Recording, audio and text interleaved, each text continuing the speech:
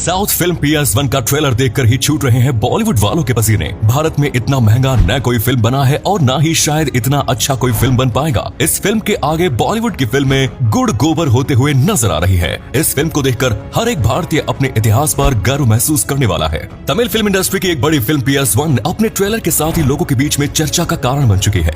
AR Rahman का संगीत और मणिरत्नम का निर्देशन जनता की उम्मीदों को आसमान तक ले जाता है। आपको बता दें कि इस फिल्म में बहुत बड़ी स्टार कास्ट ली गई है, जिसमें सबसे बड़ा नाम आता है ऐश्वर्या राय का। ट्रेलर में ऐश्वर्या राय की एंट्री होने के साथ ही देखने वालों के मन में एक नई उमंग जान जाती है। पन्नियिन सेल्वन पार्ट 1 अभी तक की सबसे महंगी फिल्म बताई जा रही है। बताया जा रहा है कि इसको बनाने में 500 करोड़ रुपए खर्च किए गए हैं, जो कि अक्षय कुमार और रजनीकांत की फिल्म 2.0 के बाद सबसे बड़ी फिल्म होगी। 2.0 को बनाने में 570 करोड़ खर्च किए गए थे, जो अभी तक की सबसे महंगी फिल्म है। बाहुबली के दोनों पार्ट बनाने में 450 करोड़ रुपए खर्च किए गए थे। इस बात से आप अंदाजा लगा सकते हैं कि PS1 का सिर्फ एक हिस्सा बनाने में 500 करोड़ रुपए खर्च किए गए हैं। तो फिल्म में ग्राफिक्स और बड़े बड़े सेट पर लेवल अलग ही होगा। अगर इस फिल्म की कहानी की बात की जाए तो PS1 एक तमिल नॉवेल पन्नियिन सेल्वन पर आधारित है। बताया जा रहा है कि एक सच्ची कहानी है, जिसे फिल्म में बदलकर दर्शकों के सामने लाया जा रहा है। इस नॉवेल को कल्कि कृष्णमूर्ति ने लिखा था। 1950 में ये नॉवेल मैगजीन के रूप में छपना शुरू हुआ और हर हफ्ते इसका एक हिस्सा मैगजीन में छपा जाता था। 1954 में नोबेल की कहानी खत्म हो गई। ये कहानी पूरी होने के बाद साल 2210 पन्नों की इस कहानी को किताब के रूप में बाजार में उतारा गया।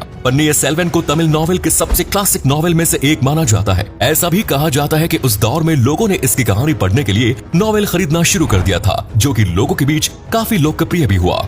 ये कहानी 10वीं सदी में राज करने वाले चोल वंश के राजा के बारे में है।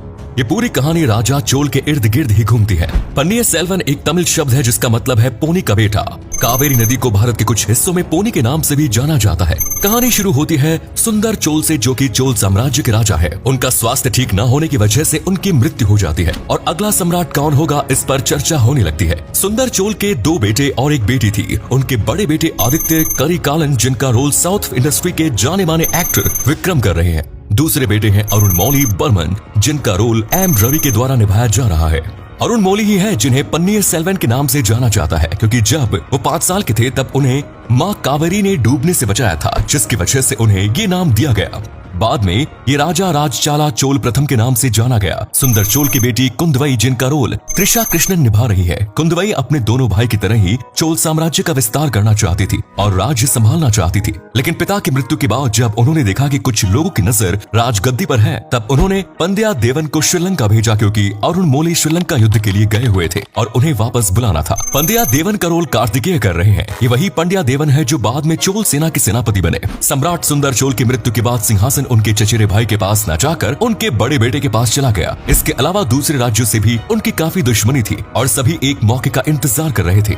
उसी समय पांडे वंश के लोगों ने सम्राट आदित्य करिकालन को मारने का प्लान बनाया और इसके लिए इस्तेमाल किया गया चोल राज परिवार का हिस्सा रही नंदिनी का। आप समझ गए होंगे कि नंदिनी का रोल ऐश्वर्या राय बच्चन निभा रही है। नंदिनी का भी एक बुरा इतिहास है, जिसकी वजह से नंदिनी चोल परिवार को बर्बाद करना चाहती है। नंदिनी की खूबसूरती के चर्चे पूरे राज्य में फैले हुए थे, लेकिन उन्होंने राज परिवार से बदला लेने के लिए चोल वंश के दूसरे सबसे ताकतवर आदमी राजवंश के खजांची पेरिया चोल से शादी की। नंदिनी अपने करीबी की हत्या की वजह से चोल साम्राज्य से बदला लेना चाहती थी और जो प्लान बनाया जाता है उसमें आदित्य करिकालन की हत्या भी कर दी जाती है, जिसके बाद चोल गद्दी पर उनके छोटे भाई अरुण मौली बर्मन को बैठना था। लेकिन अपने चाचा के लिए अरुण अपनी गद्दी छोड़ देते हैं, लेकिन उनकी भी कुछ समय बाद मृत्यु हो जाती है, जिसके बाद अरुण मौली राज गद्दी संभालते हैं और अपने आप को राज राजा की उपाधि देते हैं। इसके बाद राज्य राजा ने युद्ध करके कई सारे राज्यों को अपने राज्य में मिला लिया, जिसमें आज के कर्नाटक और आंध्र प्रदेश भी शामिल है। यहाँ तक कि पांड्या को हराकर उनके राज्य को नया नाम भी दिया गया, जिसे राज राजा मंडल कहा गया। श्रीलंका को हराकर उसकी राजधानी को बर्बाद कर दिया गया और उसे मुरमुरी चोला मंडलम नाम दिया गया। राजा चोल ने अपनी सैन्य शक्ति को मजबूत किया, साथ ही धर्म और कला के क्षेत्र में भी कई सारे निर्माण करवाए। तंजौर में बनाए गए शिव मंदिर यानी कि बृहदेश्वर मंदिर को मूर्ति कला और वास्तुकला की दृष्टि से आज भी उदाहरण के तौर पर देखा जाता है। कुल मिलाकर PS1 फिल्म चोल राजा अरुण मौली बर्मन से उनके राज राजा बनने तक का सफर बयां करती है। इस फिल्म के द्वारा भारतीय इतिहास को एक नया आकार देकर जनता के सामने लाया जा रहा है। उम्मीद करते हैं निर्देशक ने फिल्म की कहानी के साथ न्याय किया होगा और एक सही तरीके से इतिहास को जनता के सामने लाने की कोशिश की गई होगी। धन्यवाद।